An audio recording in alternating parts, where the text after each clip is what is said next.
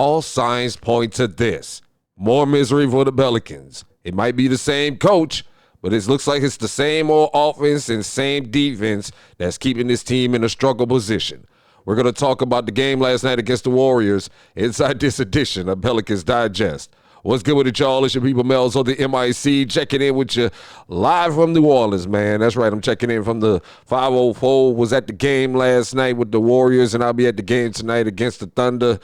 And, yeah, new coach, same time foolery. But thanks for checking in with me, man. Go ahead and hit that subscribe button if you haven't done it yet. And make sure you let your folks know this is where you get the best analysis, opinions, and more about the New Orleans Pelicans right here on Pelicans Digest. Was at the game last night, night one of the James Borrego era. And all the concerns that I had before going in were confirmed last night. It's the same old offense. It's boys standing around at the three-point line. Now, I will say there was better situational, rotational, if that makes sense. I saw a little bit more of that. But on a night where Steph Curry is probably having one of the absolute worst games of his entire basketball career, and the night that you, in your building, your team just can't capitalize on it. I can't, and listen, I'm not going to say that Borrego didn't scheme this up correctly. I think he did. From this perspective, you saw a little bit more too big play. You saw Missy and McCollum still get more minutes. But first, before I even carry on, I just want to take a moment and say thank you to Herb Jones Jr. last night. Thank you to Herb. Thank you, Herb. Because last night, there was a nice crowd in the Smoothie King Center, and it wasn't Warriors fans. It was Steph Curry fans. Nobody in that building probably could tell you. Most of the fans in that couldn't tell you where Golden State at. They were just there for Steph Curry. And Herb Jones put the clamps on Steph Curry. So thank you, Herb, for sending them folks home sad last night. 9 points, 3 assists for Steph Curry, Herb Jones. Now, unfortunately, Herb didn't do jack for us on the offensive side of the game, which we really needed him for.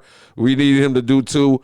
But at the same time, one of the reasons I went into this game thinking that this is going to be one of the worst nights of basketball in New Orleans history. Turns out it was just a regular night of bad New Orleans basketball. It was just a regular night of bad New Orleans basketball. So thank you to Herb Jones. Thank you.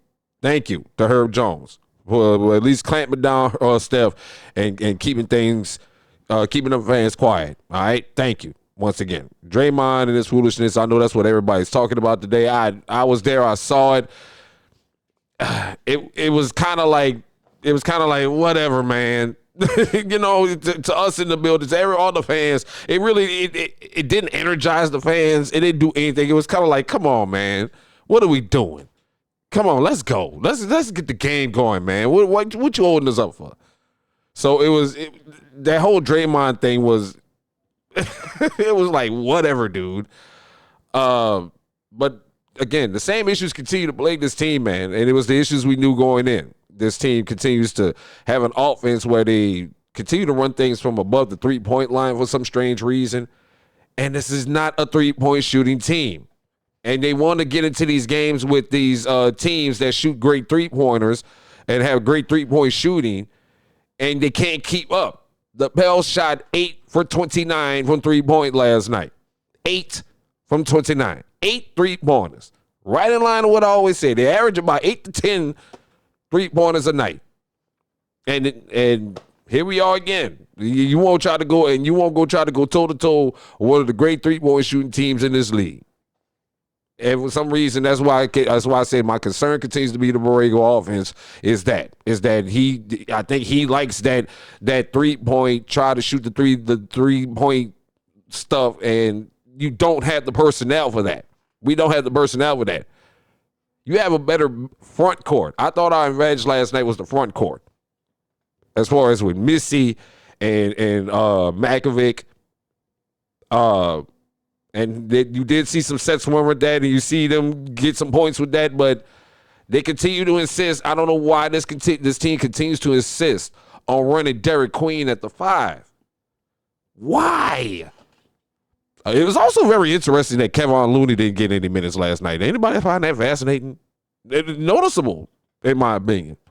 Even on a night where you got out-rebounded by Golden State, you didn't give Kevon Looney any minutes last night? Interesting. But this fascination with playing DQ at the 5, man,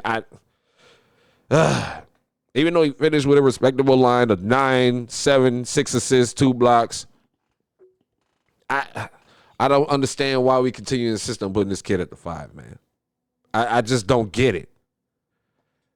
And Borrego, I thought, well, at least when I saw when he had Magovic and at the 4 and Missy at the 5, I'm thinking, okay, and you kind of saw some offensive movement, better spacing with that. I'm thinking in my head, this is what we need to be running with Queen. Instead, we put Queen at the 5 and leave him out there on an island most of the time. And teams are starting to figure that out with this kid. Yes, he has great ball vision still, and it's still there, but it's still teams are starting to figure that out with this kid. They're starting to figure that out. The other thing I saw last night was Trey Murphy, really trying to force situations instead of trying to find other cats. That's why he was able to, every time he got trapped into a double team, he kept trying to dribble through it and double and triple team, crash in the lane, try to crash into 3 or 4 guys. I mean, come on, dude. You got to move the ball. He's got to move the ball. He's got to become a better facilitator at this point. But it was, again, same old, ain't too much change. Ain't too much change. This team is very much focused on the front court. When I continue to argue that your strength is in this team continues to focus on the back court instead of the front court. I think you have a better advantage with a lot of these teams with your front court. But I think that was evident last night. But again, even when you got Steph Curry shut down, you still got Moses Moody over here dropping 32. He dropped 21 of that in the first quarter. Because the problem with this Melz and zone defense is these guys don't rotate well with a zone defense. I continue to argue they play better man to man. Whenever Herb stayed on Steph all night long, which they did, it worked. But for some reason, people kept feeling like they had to go help, like Queen in certain situations. When Steph did start getting some shots in late in the fourth quarter, it was because somebody would try to come help. Herb has locked this man down all night. Let this man work. Trust Herb Jones, okay? Just trust Herb Jones.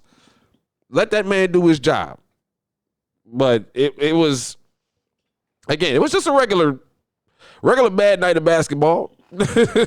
Again, the only improvements I saw was, again, in situational, rotational matchups, which leads me to my next point, which is, I ain't gonna lie, Joe Dumars, this is the quote Joe Dumars just put out about if we start losing the same way over and over again, that's not an improvement.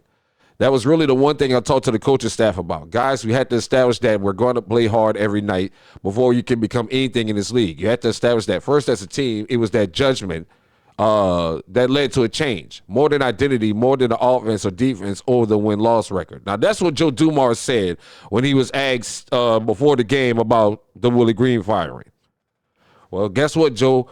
You're still losing the same way. Now, did they play harder? I can say they did. I can say they did. I didn't see too much of a throw in the towel situation last night. They did keep playing, probably up until probably the last 2 minutes of the fourth quarter, and then they threw in the towel. but they did keep playing, which I was saying before about I think they're more energized under Borrego. But it's the same old same. It's still the same. It's still the same. But I would hope that he looked at that game film and said, I need to run these 2 bigs more. But I wish y'all would just let Derek Queen run at the 4. Just let the kid run the 4. A lot of Jose Alvarado minutes last night that I thought were kind of bad. Kind of intrigued with Bryce McGowan minutes, though. But I'm kind of intrigued with Bryce McGowan minutes, or should I say. I was intrigued defensively. I was intrigued with Bryce McCollum's minutes defensively, not offensively. I think he scored like 8 points or something like that, but I was intrigued with Bryce McCollum's minutes last night. Over Jordan Hawkins' minutes anyway. But even though at the same time, he put both of them on the floor at the same time. I would prefer going with him over Peavy was a choice. I don't know if he doesn't believe in Peavy as far as his scoring capabilities yet, because again, this is supposedly an offensive coach. He's trying to build up something offensively. But Bryce McCollum, I think, respectfully did well in his minutes defensively. Because again, Moses Moody had 32. Most of that came in the first quarter. 21 of that came in the first quarter. After that, they were able to keep him pretty much neutralized, but at the same time, the Pelicans couldn't score and couldn't capitalize because of the same anemic offense that this team runs. No one cuts, no one runs, no one sets quality picks. It's just standing around the three-point line. It was the same of that last night. I'm surprised I still got my voice. I had to check myself because I literally was screaming out at moments, move around. I was literally screaming at from my seat, move around. But no, they stand around, watch whoever's got the ball, and we'll just stay here at the three-point line and we'll see what happens. But hopefully tonight we'll see something different. I doubt it because the world champions, Oklahoma City Thunder, are in the city. I'm in the city too. I'm going to be at the Smoothie King Center tonight. What are your thoughts overall on night one of the James Borrego era? Yes, we still got 70 more games to go. Yes, I think he's still possibly evaluating certain situations that he will want to see in certain situations. But who knows, man? There was some slight improvement. I will say that. There was some slight improvement. But it's not all the way there yet. We'll see, though, man. What are your thoughts, though? Clap back with your thoughts. And if you're still part of the percentage that still haven't subscribed to Pelicans Digest, go ahead and hit that subscribe button, baby, and also like and share Pelicans Digest with your fellow Pels fans. This is where you get the best analysis, opinions, and more about the New Orleans Pelicans. It's Melz. I'll see y'all at the Smoothie King Center tonight. Y'all gonna be in the building. Holla at your boy, man.